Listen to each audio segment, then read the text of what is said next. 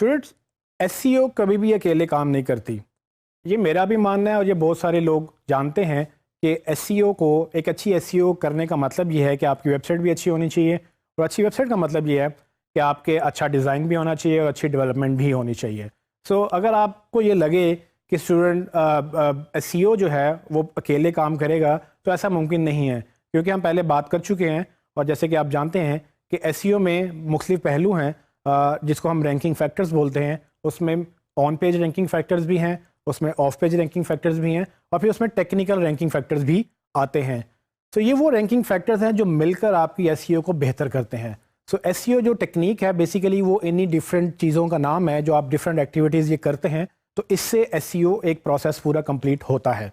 सो इस प्रोसेस को कंप्लीट करने के लिए सिर्फ एक बंदे की एफर्ट्स रिक्वायर्ड नहीं है। आप एक बंदा कर सकता है, लेकिन आपको नॉर्मली डिपेंडेंसी होती है, या आपको कभी ना कभी रिलाय करना पड़ता है अच्छी वेबसाइट बनाने के लिए, अच्छी डेवलपमेंट बनाने के लिए। इस बात पे ज़रूर बहस हो सकती है कि एक बंदा जो एक अच्छा एसईओ भी है, वो अच्छा डेवलपर भी है और वो अच्छा डिज़ाइनर भी है, जो कि कदर मुमकिन नहीं है, लेकिन अगर वो ऐसा है तो कोई मसला नहीं है। लेकिन एसईओ बजाते खुद एक सर्विस अकेले चलना मुश्किल है। एसईओ की रिलायंस है डिज़ाइन और डेवलपमेंट के ऊपर। तो इन दोनों चीज़ों को मिलकर एसईओ के हेल्प की जा सकती है कि एसईओ बेहतर हो जाए।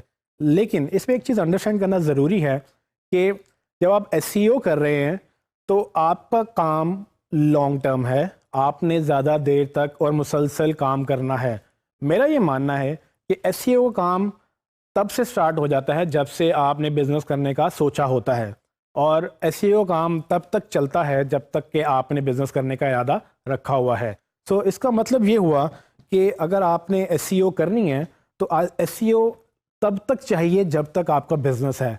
सो ये एक नेवर एंडिंग सर्विस है या नेवर एंडिंग प्रोसेस है जो आपको करते रहना है। क्यों? क्योंकि मार्केटिंग के बगैर आप एक्सपेक्ट नहीं कर सकते कि आपको सेल्स मिलेंगी और आपको लीड्स मिलेंगी। मार्केटिंग करेंगे तो आपका बिजनेस चलेगा। और डिजिटल में मार्केटिंग बहुत तरीक़ों से होती है, लेकिन सबसे पावरफुल जो सबसे इम्पोर्टेंट है वो सर्च इंजन से ट्रैफिक लेना है, और उसी के लिए हम एसईओ करते हैं। मैं आपको बता देता हूँ कि कहाँ पर हम डिफ्रेंशिएट करते हैं सबकी अपने अपने रोल्स में। सो फॉर एग्जांपल, अगर आपने एक बिज़नेस खोलना है तो आप क्या करेंगे, आप एक डोमेन लेकर, एक होस्टिंग लेकर उस पर वेबसाइट का सोचेंगे, उस पर वेबसाइट बनवाएंगे।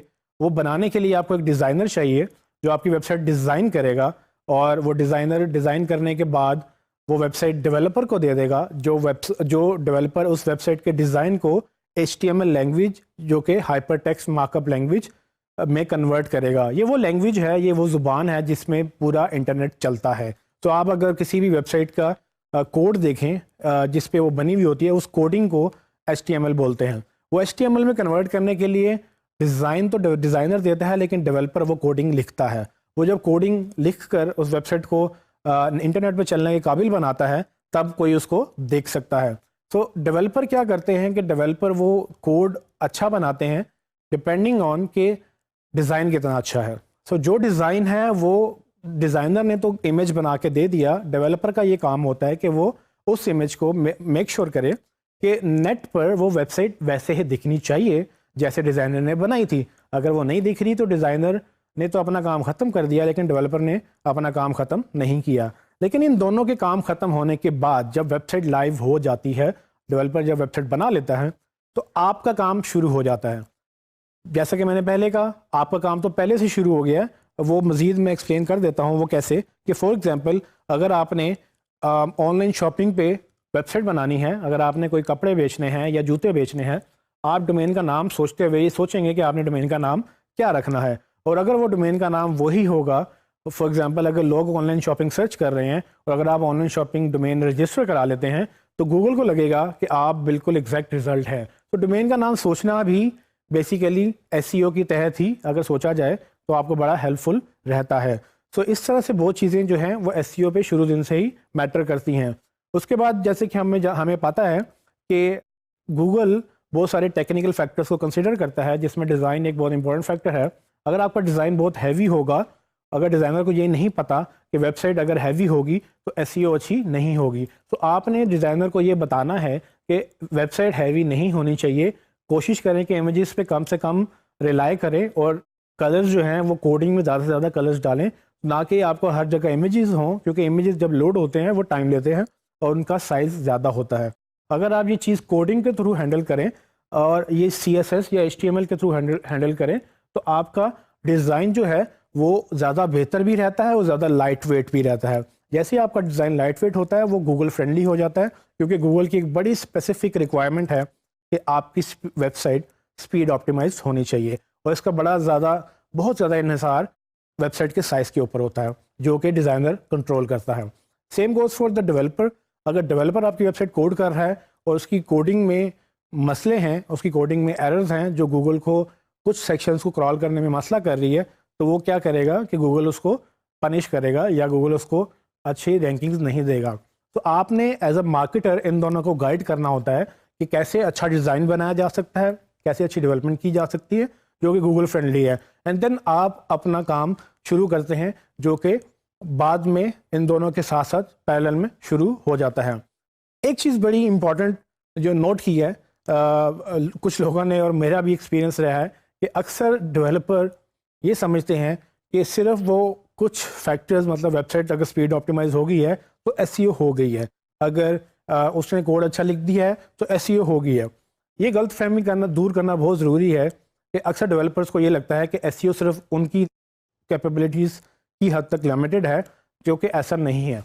एसईओ एक बड़ा लंबा प्रोसेस है और एक अच्छा डेवलपर एक अच्छी एसईओ कर सकता है, लेकिन डेवलपर जो काम करते हैं एसईओ सिर्फ उस हद तक महदूद नहीं है। एसईओ में एक लॉन्ग टर्म प्रोसेस इन्वॉल्व है जो बाद में मार्केटर्स को हैंडल करना होता है, उसमें कीवर्ड रिसर्च इन्वॉल्व है, उसमें आर्टिकल राइटिंग है, उसमें मुख्तलिफ चीज़ें हैं। सो कुछ लोगों को, कुछ डेवलपर्स को ये गलतफहमी ज़रूर होती है और अक्सर वो एतराज़ भी करते हैं कि जी हमने तो एसईओ कर दी है। वो बात कुछ हद तक ठीक करते हैं कि वो एसईओ फ्रेंडली वेबसाइट तो बना सकते हैं, लेकिन सिर्फ एसईओ फ्रेंडली वेबसाइट बनाने का काम ही नहीं है, इसको मज़ीद चलाना भी है, इसकी मज़ीद पूरी एक प्रोसेस है जो कि उनको शायद नहीं पता होता। और यही वजह है कि हमें ये अंडरस्टैंड करना है कि कहाँ पर डिज़ाइनर की जॉब शुरू होती है, कहाँ उसकी जॉब ख़त्म होती है, कहाँ डेवलपर की जॉब शुरू होती है, कहाँ उसकी जॉब ख़त्म होती है, और कहाँ एसईओ प्रोफेशनल की जॉब शुरू होती है, जो कि मैंने बताया कि शुरू से लेकर और एंड तक जब तक बिज़नेस एग्जिस्ट करेगा, ये आपकी सारी की सारी रिस्पॉन्सिबिलिटी एक अच्छे एसईओ के ऊपर होती है, जिसमें अगर गूगल पे रैंक करना है तो वो मुसलसल कोशिश करेगा कि वेबसाइट गूगल फ्रेंडली रहे।